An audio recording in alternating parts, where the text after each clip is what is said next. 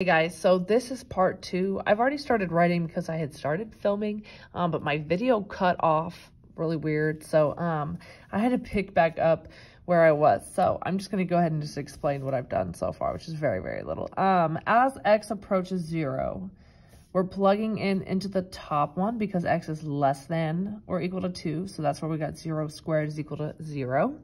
On B, what we're actually going to do is evaluate this as if it exists or not. So for the limit as x approaches 2, that means I'm going to plug in 2 for both and see if they match. So 2 squared is equal to 4. And then we have 2 times 2 minus 2, which is actually going to be 4 minus 2, which is 2. Since these are different, this does not exist.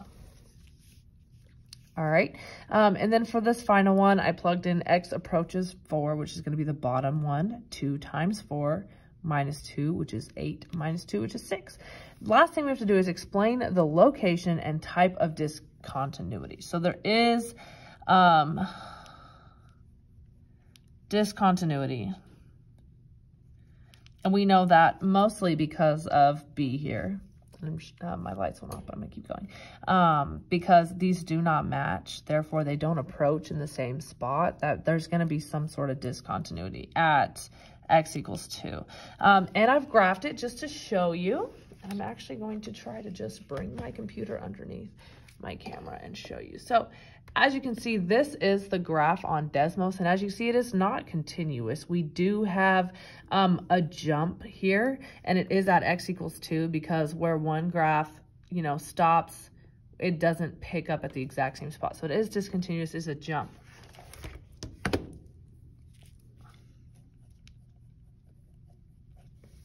All right, and we're going to do that for the next one as well.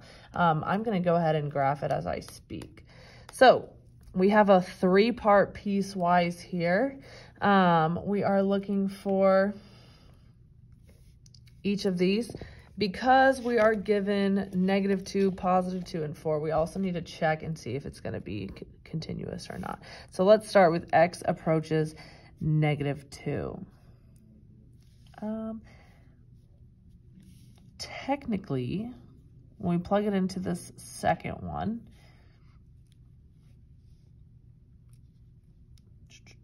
we have -2 squared, which is going to be 4.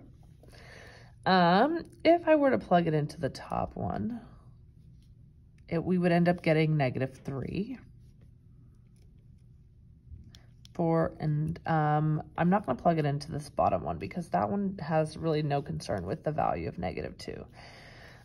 But from the left side, which is where x is less than -2, it's approaching -3. And then from the right side, which is where it's greater than or equal to -2, it's approaching 4. So this looks like we're going to have some discontinuity, and I'm going to graph it as well just to show you kind of what that means. So as x approaches 2, and again, I'm going to plug this into the top and the bottom. It doesn't exist because of this. All right, x approaches 2. We're going to use the 2 squared, which is 4. We're also going to use the bottom one. Absolute value, well, -2 minus 4, which is -2. So absolute value of -2 is 2, and with a negative on the outside will be -2. So again, this does not exist. And then as x approaches 4, 4 minus 4 is 0. So our answer here is going to be 0. And I'm going to show you what this looks like. So we have x is less than -2. We have x squared.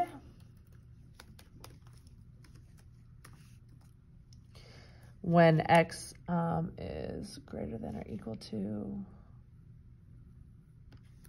-2 and less than 2. All right, and finally, we have y equals the absolute value of x minus 4. And that is when x is greater than 2.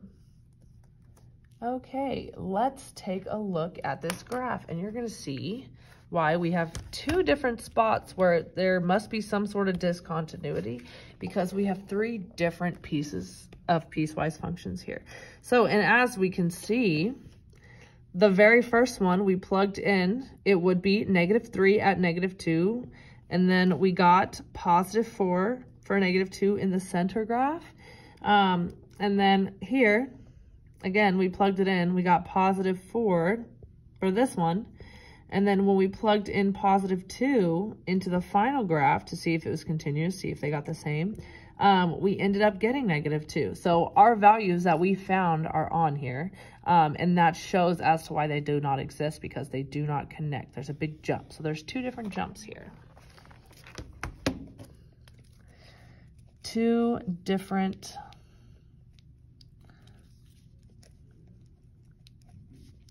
discontinuities.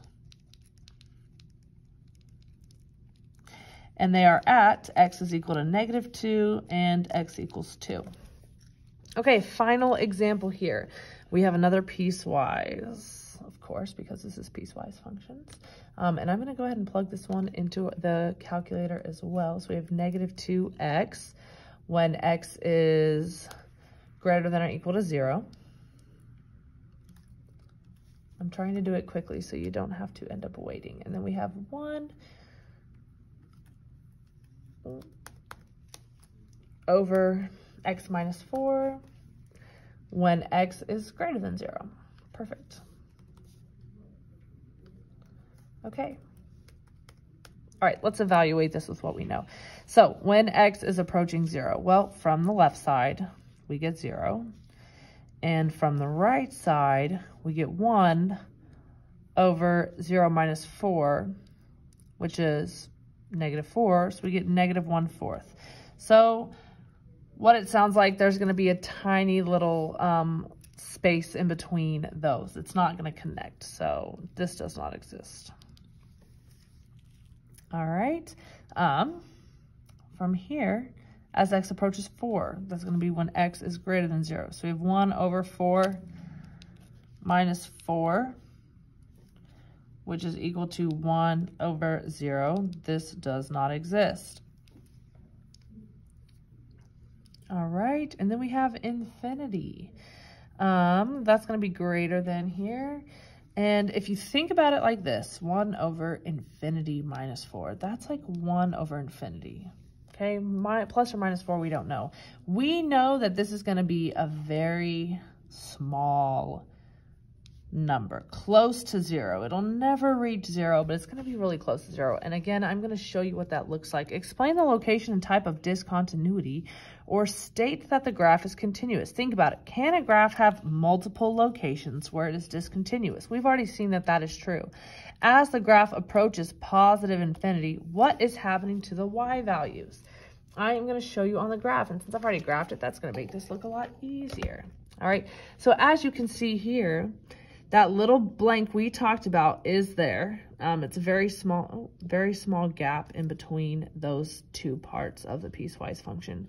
We definitely have an asymptote where, and that's an infinite discontinuity, where x is equal to 4, because as we said, it doesn't exist. It was 1 over 0.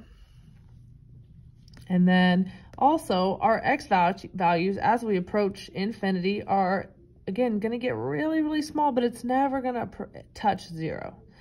So yes, we have jump discontinuity. We have infinite discontinuity because we have asymptotes.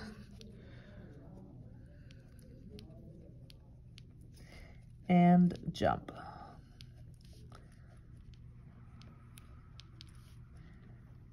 And hopefully you've seen a little bit how now, just by looking at the values, we're able to see those without having to graph it.